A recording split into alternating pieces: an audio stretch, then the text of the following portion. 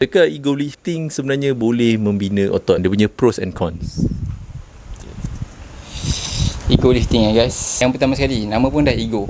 Tapi tak bermakna ego tak menjadi. Ego maksudnya kita buat more than we actually can do, lebih kurang macam tu lah.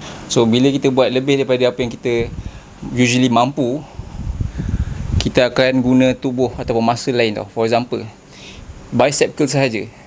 Kalau ringan, kita boleh santai je. Tapi kalau dia terlalu berat, kita akan hayun. Tapi adakah maknanya tak jadi? Jadi, sebab korang dah alun korang punya bicep tu more than apa yang dia selalu layan. So, itu progressive overload. Tapi, korang menggunakan badan-badan korang yang lain. Dia support sekali. So, dia bukan isolation. Dan kalau terlampau berat, form lari sikit, terhayun lebih sikit, terslip disc. Itu yang bahaya. So, ego lifting works. Tapi, injury risk slightly meningkat as korang tinggikan ego korang. Simple as that. Saya pun ego lifting juga. Dan bukan sekadar ego lifting, training every day. Sebab kita ada satu konsep, kita ingatkan more training, selagi banyak workout, lagi jadi.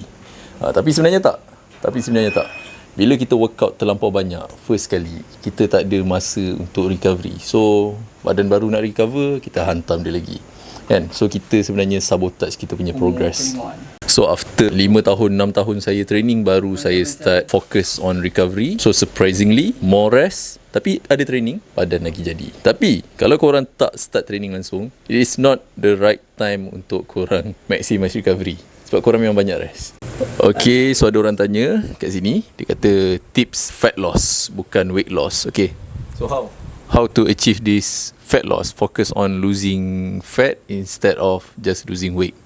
How to lose fat, maintain muscle, bukan weight semata-mata. Okay, first yang dah faham konsep weight, dia ada berat air, liquid dalam badan, peluh, even makanan yang dalam usus. So kalau korang buang, itu pun dah kira lose weight, betul tak? Dalam sehari, seorang tu constantly berubah berat dia dalam 500 gram. How about lose fat? Fat ni agak tricky.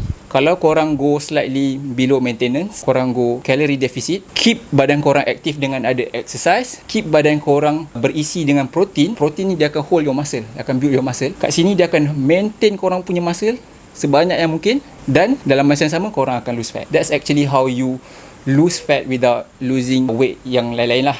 Tapi yang pedihnya, still muscle akan drop juga sikit. Okay, that's why muscle building, fat loss ataupun cutting and bulking is two different process. Cumanya budak-budak sekarang kan, dia ramai sangat yang macam want both at the same time. Betul. And terlampau rushing. Betul. Bodybuilding is not hari ni start esok dapat. It's a journey.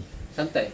Even kalau korang rush the process, tiba-tiba nak decide to gain muscle, tiba-tiba decide tak sampai sebulan, transition pun actually mengarut.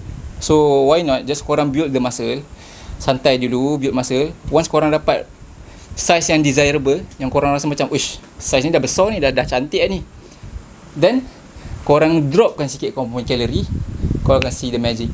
Tak susah pun nak lose, sedar-sedar dah shredded. Okay guys, so that's all for today's video. Kalau korang nak interact dengan kita orang, nak tanya soalan direct, korang boleh masuk ke live kita orang. Usually kita orang akan live around midnight.